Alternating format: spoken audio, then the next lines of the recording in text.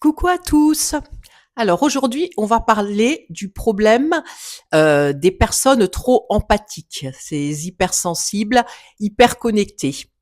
Bon, alors elles rencontrent pas mal de petits soucis. En même temps, ce sont souvent de très belles personnes, mais c'est toujours un peu complexe pour elles. Aujourd'hui, on va parler d'un des problèmes. C'est le fait qu'elles attirent des personnes qui sont un peu ce qu'on appelle des vampires psychiques. Alors, nous ne sommes pas du tout là pour juger. Je donne ce nom-là parce que vous comprenez tout de suite de quoi je parle. Mais attention, ce n'est pas du tout un jugement. Ce sont des personnes, il faut bien le comprendre, qui sont en souffrance, qui ont souvent un grand vide intérieur, qui ont souvent un gros manque de confiance en elles et qui manquent d'énergie. Même si elles sont pleines d'énergie, nerveusement parlant, elles manquent d'énergie. Donc, on n'est pas du tout là pour les juger. Par contre, là, on va parler des empathes qui, eux, souffrent de ces relations qu'ils ont avec ces personnes. Pourquoi l'empathe en souffre? Parce que il faut savoir que l'empathe, qu'il le veuille ou pas, il attirera toujours des vampires psychiques. Pourquoi? Parce que l'empathe est quelqu'un qui est très à l'écoute. C'est quelqu'un qui a une énergie de guérisseur, même si il en fait pas son métier, il a cette énergie-là. Il est très connecté, il perçoit des choses, il comprend, il est touché par les souffrances de l'autre, par les paroles de l'autre. Et bien donc, il attire toutes les personnes en souffrance, notamment les vampires psychiques. Alors, qu'est-ce qui se passe? Ce qui se passe, c'est que il se laisse complètement déborder. C'est-à-dire que je pense que certains vont reconnaître. On les appelle, on leur demande de leurs nouvelles. Je t'appelle pour prendre de tes nouvelles. Donc vous ouvrez la bouche pour dire, eh ben écoute, et l'autre a déjà retourné la conversation pour lui et il va parler de lui pendant 1 heure. Ensuite, il va raccrocher et vous allez rester bloqué avec le portable, épuisé. Voilà, ça c'est typiquement ce que vivent les empathes régulièrement. Ou c'est des invitations où on va vous demander de vos nouvelles, vous allez donner une très bonne nouvelle, on va vous dire oh mais on est super heureux pour toi, mais c'est génial, mais je suis heureux.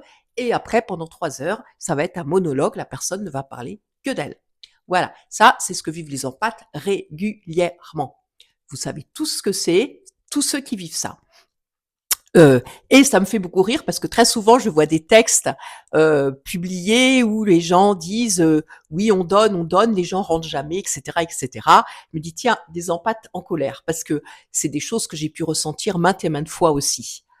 Et ben écoutez, de toute façon, nous sommes dans cette énergie, donc de toute façon, nous ne pouvons éviter d'être entourés de gens comme ça. C'est comme ça, on est là-dedans. Et quelque part, on aime ça être là pour les autres. C'est notre énergie. C'est voilà, on fonctionne comme ça. Donc, il faut trouver comment faire pour se protéger. Voilà, l'important c'est de se protéger. Donc, qu'est-ce que c'est se protéger? C'est poser ses limites. C'est être disponible quand on en a envie, c'est aider quand on en a envie, c'est savoir dire non, c'est savoir dire si, et et hem et si on a au début, ben ça fait problème, ça pose problème, parce qu'effectivement, quand le vampire psychique va voir que vous posez des limites, alors que jusque-là vous ne posiez pas de limites, hem ben, il va avoir du mal à l'accepter. C'est-à-dire qu'en fait, si vous voulez, effectivement, comme je vois donc souvent sur ces publications, les vampires psychiques n'ont aucune reconnaissance pour les choses bien qu'on va faire pour elles, en fait, pour eux. C'est-à-dire, quoi que vous fassiez, c'est normal, en fait. Il y aura pas de reconnaissance, ça c'est sûr. Donc, en fait, quand vous allez, poser des limites, ils vont pas être contents. En fait, ça va les déranger.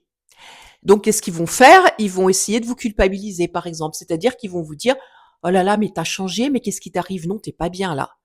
Non, non, là, faut que t'ailles voir, t'as complètement changé de comportement. T'étais bien avant, mais là, tu changé, ah non, non, tu vas pas bien». Voilà, ce genre de choses. Et oui, parce qu'en fait, ça les dérange énormément. Donc, qu'est-ce qu'ils vont faire? Il va y en avoir qui vont partir, du coup, ils vont vous tourner le dos, parce qu'en fait, vous ne les intéressez plus. Parce que si vous voulez, du fait qu'avant vous vous laissiez bouffer, il se permettait des choses qui trouvaient normal de vous faire vivre à vous, mais qu'ils auraient pas fait vivre à quelqu'un d'autre, en fait. Pour vous, en fait, vous, c'était normal de faire ça parce que vous pouviez comprendre, vous. Voilà. Ça, c'est typiquement ce que le vampire psychique fait subir à l'empathe. Je tiens à préciser que c'est pas du tout le jugement du vampire psychique, on n'est pas là pour ça, hein. C'est pour que l'empathe comprenne bien le problème. Comme il n'a pas su poser des limites, ben, il se fait marcher dessus, tout est normal. Et même au pire, ben, même ceux qui sont pas vampires psychiques vont trouver presque ça normal que le vampire psychique fasse ça va pas tant les choquer que ça. Ils sont habitués en fait. Donc forcément, quand l'empathe il va dire mince, on arrête tout, c'est bon, qui va taper du poing sur la table, ça va déstabiliser tout le monde.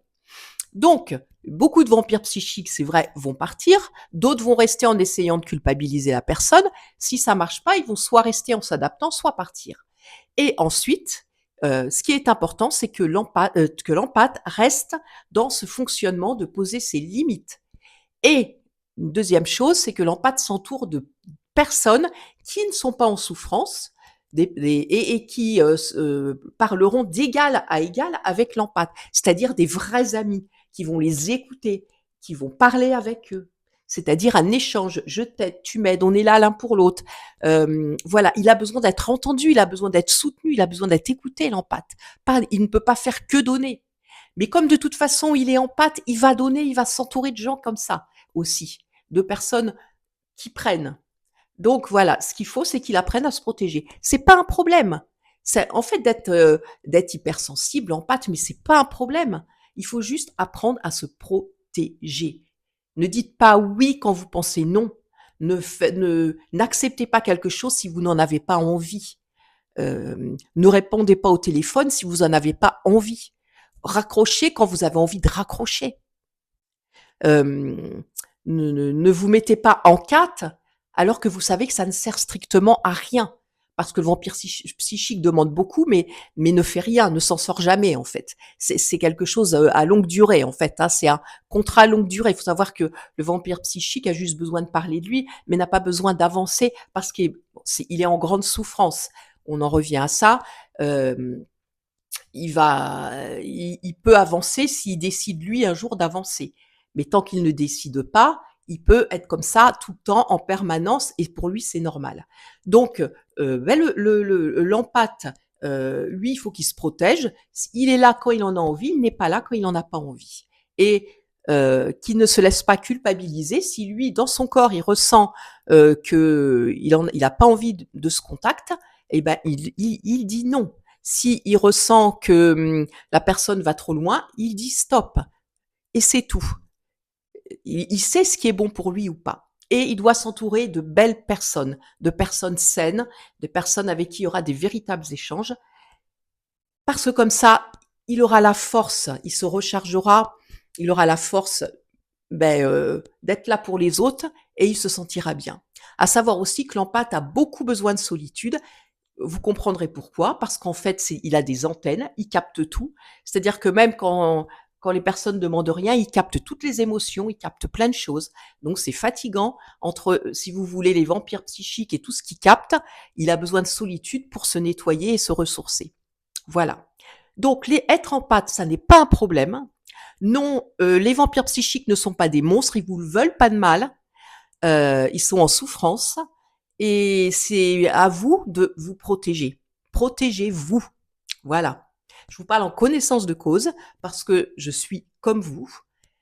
Il faut se protéger. Les autres ne sont pas responsables. Ils ont une part, ils ont 50% de responsabilité. Si vous vous laissez manger, c'est que vous avez 50% de responsabilité.